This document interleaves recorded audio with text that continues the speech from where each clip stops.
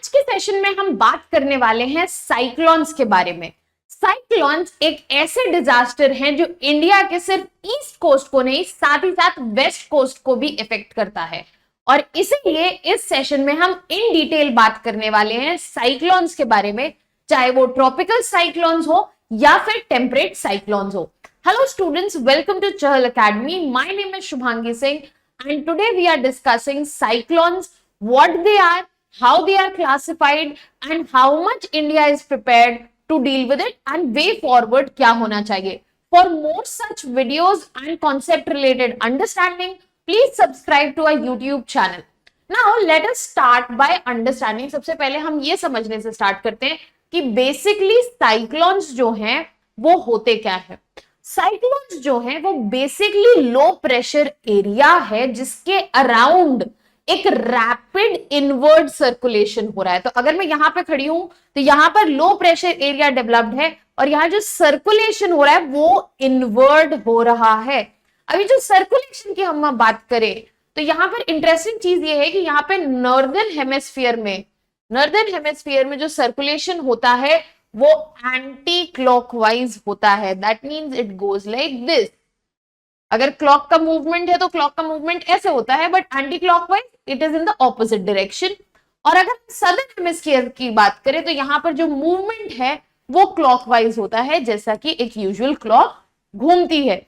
अब ये फिनोमेना जो है ये यूजुअली होता है कोरियोलिस इफेक्ट की वजह से। कोरियोलिस इफेक्ट ये कहता है कि किसी भी स्फेरिकल बॉडी जो कि रोटेट कर रही हो, मूव कर रही होगी, उसमें जो फ्लूइड लाइक सब्सटेंसेस होंगे वो नॉर्दर्न हेमिस्फीयर में राइट की तरफ बेंड करेंगे और जो सदर्न हेमिस्फीयर है उसमें लेफ्ट की तरफ बेंड करेंगे। तो ऐसा मूवमेंट हमें यहां पर साइक्लोन्स में कोरियोलिस इफेक्ट की वजह से देखने को मिलता है। अब ये जो एटमॉस्फेरिक फिनोमेना है साइक्लोन्स का, ये सिर्फ लो प्रेशर एरिया और इनवर्ड एयर सर्कुलेशन तक लिमिटेड नहीं है। ये साथ ही साथ इसमें पाए जाते हैं वॉयलेंट स्टॉर्म्स जो इस एटमॉस्फेरिक फिनोमेना से ही जनरेट होते हैं और एडवर्स वेदर कंडीशंस भी। तो यहां पर अगर हम साइक्लोन्स की बात करें तो ये basically rapid inward air circulation से कैरेक्टराइज होते हैं जो कि एक लो प्रेशर एरिया के अराउंड बनता है, अब यहां पर इस डायग्राम के थ्रू इसको थोड़ा सा समझने की कोशिश करेंगे। ट्रॉपिकल साइक्लोन के फॉर्मेशन की सबसे पहली कंडीशन होती है कि सी सरफेस टेम्परेचर जो है वो हाई होना चाहिए, मोर देन 26 डिग्री सेल्सियस। तो जब भी यहां पर लार्ज ओशन वाटर एरिया पे सी सरफेस टेम्परेचर जो है 26 डिग्री सेल्सियस से बढ़ेगा, यहां पर लो प्रेशर क्रिएट होगा। क्यों? क्योंकि जो वाटर पार्टिकल्स हैं they will gradually start rising up leading to formation of low pressure area. अब यहां पर जो वार्म एयर है that will gradually cool up, but एक सर्टेन लेवल पे जाने के बाद यहां पर जो वार्म एयर है वो कूल होने लगती है। यहां पर वार्म एयर जो है कूल होने लगती है और यहां पर because of the low inward pressure वहां पे जो क्रिएटेड है, एक मूवमेंट स्टार्ट होता है, सर्कुलेशन ऑफ एयर स्टार्ट होता है जिसमें एक हाई प्रेशर एरिया, क्योंकि वार्म एयर पार्टिकल्स यहां पे, यहां पर vertical distribution and vertical formation of cloud जो है हॉरिजॉन्टल होने लगता है और यहां से आउटफ्लो देखा जाता है एरिया का, एयर का, यहां से आउटफ्लो शुरू हो जाता है एयर का। अभी हम इसको और डिटेल में समझेंगे। We are moving ahead. अब यहां पर हमने जैसा कि बोला सबसे पहली रिक्वायरमेंट जो है सबसे ज्यादा ये है कि एक लार्ज सी सरफेस एरिया हो और वहां पर जो टेम्परेचर्स हैं वो एक्सीड करे 26 से 27 डिग्री सेल्सियस को। इसके साथ साथ यहां पे एक और फैक्टर जरूरी है कि कोरियोलिस फोर्स का प्रेजेंट होना बहुत जरूरी है। इसीलिए आप देखेंगे कि इक्वेटर पर 0 degree to 5 degrees north and south tropical cyclones का प्रेजेंस नहीं देखा जाता है। I would urge the students कि आप कमेंट सेक्शन में से एक्सप्लेन करें कि why do we not see, answer यहीं पे है, सामने है, कि हम इक्वेटर पर और यहां से 0 to 5 डिग्री में हम क्यों नहीं देखते हैं ट्रॉपिकल साइक्लोन्स का प्रेजेंस। अब ट्रॉपिकल साइक्लोन्स की दो कंडीशन हमने समझ ली, जो हमें चाहिए कि लार्ज सी सरफेस एरिया होना चाहिए और उसका टेम्परेचर जो है 26-27 डिग्री सेल्सियस से ऊपर होना चाहिए। कोरियोलिस फोर्स का प्रेजेंस भी होना चाहिए।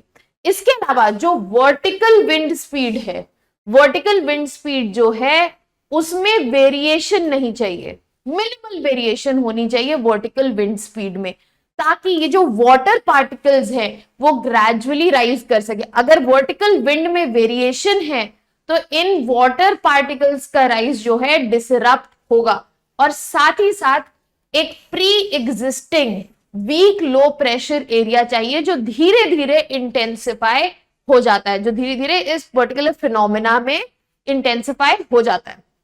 तो जैसे कि हमने बात की थी कि यहां पर जो सरफेस पे लो प्रेशर क्रिएटेड है वो धीरे धीरे क्या होता है, धीरे धीरे वाटर पार्टिकल्स को पुश करता है, और विंड जो है वो स्ट्रेंथन होती है। विंड्स का मूवमेंट जो यहाँ पे दिख रहा है वो स्ट्रेंथन होता है। क्यों? क्योंकि यहां पर जो लो प्रेशर एरिया है ग्रेजुअली इंटेंसिफाई कर रहा है, और यहां पर जो ये स्ट्रॉन्गर कन्वेक्शन है उसकी वजह से ज्यादा लेटेंट हीट जो है रिलीज होती है, और फर्दर वो हेल्प करती है लो प्रेशर को इंटेंसिफाई करने में। तो यहां पर जो मूवमेंट देख रहा है, एयर फ्लो जो है वो आउटवर्ड है। अभी यहां पर वर्टिकल क्लाउड का फॉर्मेशन हो रहा है। After a point of time, after a point of height, यहां पर हॉरिजॉन्टल क्लाउड फॉर्मेशन हमें देखने को मिलेगा, क्योंकि विंड का मूवमेंट जो है अपर एरिया में इट इज टुवर्ड्स आउटवर्ड्स। अब हम वापस जाते हैं उस डायग्राम पे। यहां पर जैसे कि हम बात कर रहे थे कि यहां पर लो प्रेशर एरिया है, और एक सर्टेन हाइट के बाद ट्रोपोपॉज के अराउंड आउटफ्लो ऑफ एयर देखा जा रहा है। वार्म एयर यहाँ पे कूल होती जाती है और आउटफ्लो यहाँ पे देखा जाता है, बट यहाँ पर जो लेटेंट हीट का रिलीज है उसकी वजह से ये लो प्रेशर स्ट्रॉन्ग होता जाता है, और ये कन्वेक्शन जो है उसकी वजह से फर्दर फैसिलिटेट होता है। ये जो मेन एरिया है जहां पर लो प्रेशर इंटेंसिफाइड है उसको हम आई ऑफ द साइक्लोन कहते हैं। यहां पर जो ग्रेजुअली वार्म एयर जो है वो सबसिडाइज करती है, नीचे आती है, और यहाँ पे जो कूल एयर होती है वो ग्रेजुअली यहां पर डिसेंड करती है। अब हमने यहाँ पर बेसिक कंडीशंस के बारे में बात कर ली, फॉर्मेशन के बारे में बात कर ली। अब हम ये समझते हैं कि ट्रॉपिकल साइक्लोन की फॉर्मेशन में कौन कौन सी स्टेजेस आती हैं। सबसे पहली स्टेज जो है वो अर्ली स्टेज है। वाटर वेपर और हीट जो है यहां पर वो ट्रांसफर होते हैं वार्म ओशन सरफेस से एयर में, और ग्रेजुअली इस वजह से वर्टिकल, अगर ये है तो वर्टिकल क्यूमुलस क्लाउड का फॉर्मेशन देखा जाता है थ्रू कन्वेक्शन और यहां पर कंडेंसेशन। उसके बाद जब हम मैच्योर स्टेज में आते हैं तो यहां पर ये जो ट्रॉपिकल स्टॉर्म है वो ग्रेजुअली इंटेंसिफाई होने लगता है। इंटेंसिफाई कैसे होता है? यहां पर जो ट्रोपोपॉज लेवल है वहां पर जाके ये जो वर्टिकल क्लाउड का फॉर्मेशन है वो स्प्रेड होने लगता है हॉरिजॉन्टली, जिसकी वजह से विगरस थंडरस्टॉर्म्स देखे जाते हैं और एडवर्स वेदर कंडीशन देखी जाती है। अब यहां पर जो हमारा प्रेशर था अभी तक लो था सी सरफेस पे, at this tropopause it increases और ये हाई लेवल पे चला जाता है। जैसा कि हमें पता है विंड का मूवमेंट कहां से होता है? हमेशा हाई प्रेशर से लो प्रेशर होता है। तो लो प्रेशर यहाँ क्रिएटेड है और ऊपर बिकॉज यहाँ पर एयर राइज कर रही है ट्रोपोपॉज लेवल पे क्लाउड की फॉर्मेशन यूं हो रही है, हॉरिजॉन्टली हो रही है। तो यहाँ पे हाई प्रेशर जो क्रिएट है उसकी वजह से ये मूवमेंट जो है फैसिलिटेट हो जाता है और ये पूरा साइकिल जो है स्ट्रेंथन हो जाता है। अब यहाँ पे जो लो प्रेशर सेंटर है उसको हम वार्म आई कहते हैं, और ये कब बनता है? ये मैच्योर स्टेज में ही बनता है। ये सेकेंड स्टेज जो कि मैच्योर स्टेज कह रहे हैं उस पर ही इसकी फॉर्मेशन देखी जाती है। Then we have final stage. Finally tropical cyclone जो है धीरे धीरे वीक होने लगता है क्योंकि उसका जो मेन सोर्स है वार्म मॉइस्ट एयर वो खत्म होने लगता है। ऐसा इसलिए भी हो सकता है कि उस साइक्लोन ने लैंडफॉल कर ली हो, वो एक पर्टिकुलर लैंड या कोस्ट पर पहुंच गया और वहां पे उसका वो जो सोर्स था वो खत्म हो गया है, या फिर वो मूव कर गया है टुवर्ड्स लेस टेम्परेचर वाटर, जहां पर टेम्परेचर जो है कम है और जिस वजह से वो मॉइस्ट एयर मिल रही थी वो सोर्स ही कट आउट हो गया है। सो इस वक्त पर जो ट्रॉपिकल साइक्लोन है वो धीरे धीरे वीक होता जाएगा और डिमिनिश हो जाएगा। फाइनली यहां पर जो सेंट्रल लो प्रेशर है वो खत्म हो जाता है, इंटरनल वार्मथ जो क्रिएट हो रही है वो खत्म हो जाती है, और यहां पर हाई स्पीड्स भी खत्म हो जाती है साइक्लोन की। This is where cyclone gradually weakens और धीरे धीरे वो डाई आउट कर जाता है।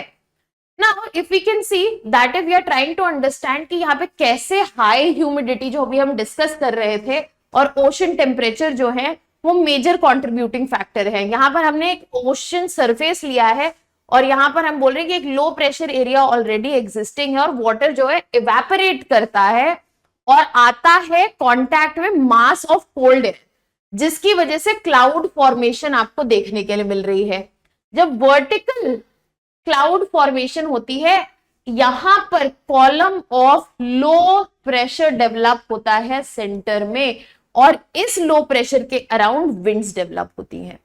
अब जैसे ही जैसे यहां पर वर्टिकल क्लाउड्स का डेवलपमेंट हो गया, आफ्टर ट्रोपोपॉज वर्टिकल के बाद हॉरिजॉन्टल डेवलपमेंट देखने को मिलता है और यहां पे क्रिएट होता है हाई प्रेशर। यहाँ पे लो प्रेशर है, यहाँ पे हाई प्रेशर, और ये मूवमेंट बिकॉज विंड का मूवमेंट हाई प्रेशर से लो प्रेशर है, warm air and cold air जैसे कि हमने पहले डायग्राम में देखा था उनका मूवमेंट स्टार्ट हो जाता है।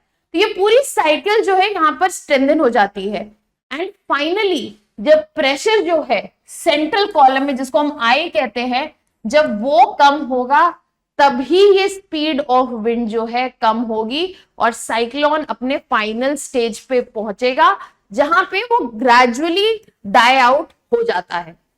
अब हमने ट्रॉपिकल साइक्लोन्स की डिटेलिंग समझ ली। अब हम बात करते हैं एक्स्ट्रा ट्रॉपिकल साइक्लोन्स की। हम ट्रॉपिकल साइक्लोन्स क्यों बोल रहे हैं?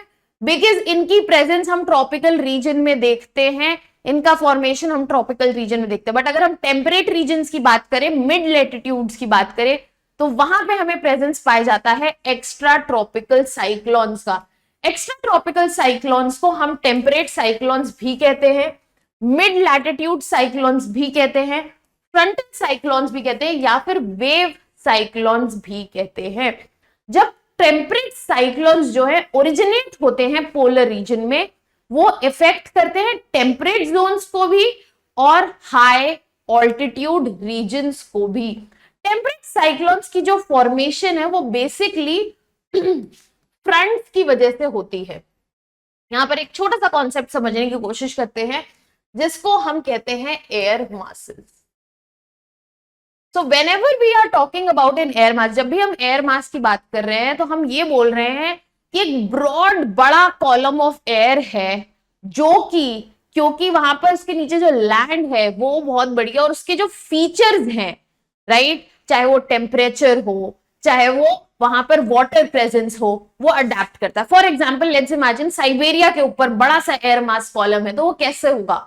वो कोल्ड होगा, वो ड्राई होगा, उसमें मॉइस्चर नहीं होगा। बट अगर अटलांटिक ओशन के ऊपर सेम एयर मास हम इमेजिन करें तो कैसा होगा? वो वार्म होगा और साथ ही साथ मॉइस्ट होगा। सो जब भी एयर मासेस मूव करते हैं और कोलाइड करते हैं वहां बनते हैं फ्रंट्स, वहां पे क्रिएट होते हैं फ्रंट्स, और इस फ्रंटल एक्टिविटी से जो साइक्लोन्स जनरेट होते हैं उन्हें हम टेम्परेट या फ्रंटल साइक्लोन्स भी कहते हैं। इनकी डिटेलिंग आगे हम समझते हैं।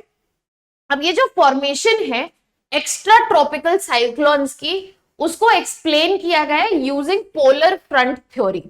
पोलर फ्रंट थ्योरी, फ्रंट किस टर्म को हम समझ रहे हैं, जहां पोलर फ्रंट मीट करता है, बनता है, उस थ्योरी के अंतर्गत इसको बताया गया। और यहां पर ये एक्सप्लेन किया गया इस थ्योरी में कि जब भी वार्म मॉइस्ट एयर मासेस जो हैं वो ट्रॉपिक्स से आएंगे और कोल्ड ड्राई एयर मासेस जो पोल से आएंगे, और जहां ये कोलाइड करेंगे, जहां पे ये पोलर फ्रंट बनेगा, वहां पे क्रिएशन होगा। वहां पे क्या क्रिएशन होगा? डेंस कोल्ड एयर जो है वो फोर्स करेगी वार्म एयर को राइज करेगी। जैसे कोलिजन है, ये वार्म एयर मास है, ये कोल्ड एयर मास है। अब जो ये डेंस एयर है ये फोर्स करेगी वार्म एयर को ग्रेजुअली राइज करने के लिए, और जैसे ही वार्म एयर राइज करेगी और नीचे कोल्ड सरफेस है वहां पर कॉन्डेंसेशन होना शुरू हो जाएगा, जिसकी वजह से वेदर एडवर्स वेदर कंडीशंस जो हैं, इंस्टेबिलिटी क्रिएट होगी और एडवर्स वेदर कंडीशन हमें देखने को मिलेगा। अब यहां पर डेवलपमेंट आ जाता है of low pressure area at the centre of this air mass interaction. जहां पे ये एयर मास इंटरेक्शन आ रहा है वहां पे लो प्रेशर सेंटर क्रिएट हो जा रहा है और इसकी वजह से सेम फॉर्मेशन में एरिया जो है वो लो प्रेशर को भरने के लिए आसपास से हाई प्रेशर से आना शुरू होती है और साइक्लोन सर्कुलेशन जो है वो शुरू हो जाता है। That is how basically we see formation of an extra tropical cyclone. अब इसको हम डायग्राम की तहत समझने की कोशिश करते हैं। सबसे पहले हमारे पास इनिशियल स्टेज है, यहां पर आप देख सकते हैं कि we have a cold air mass and we have a hot air मास।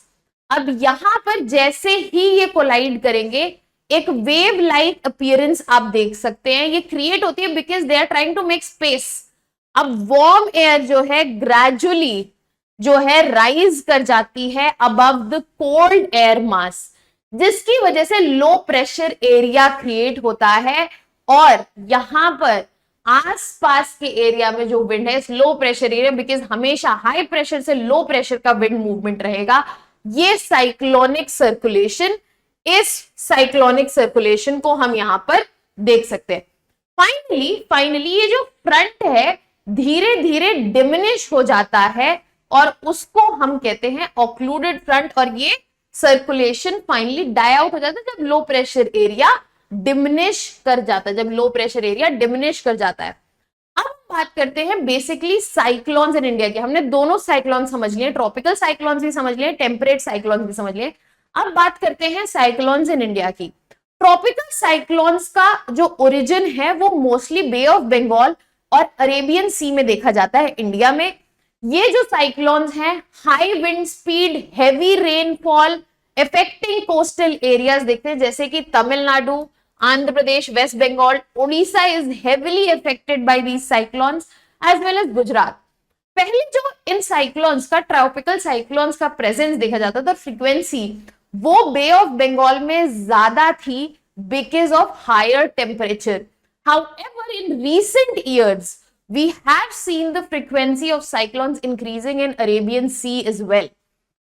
तो यहां पर दोनों ही कोस्ट पर साइक्लोन्स के लिए खतरा है और इंडिया ने लास्ट फ्यू इयर्स में काफी सारे साइक्लोन्स को फेस किया है जैसे कि Amphan, Sitrang, Fani, Yas, निसर्गा and all of them have been bringing in destruction of life and property.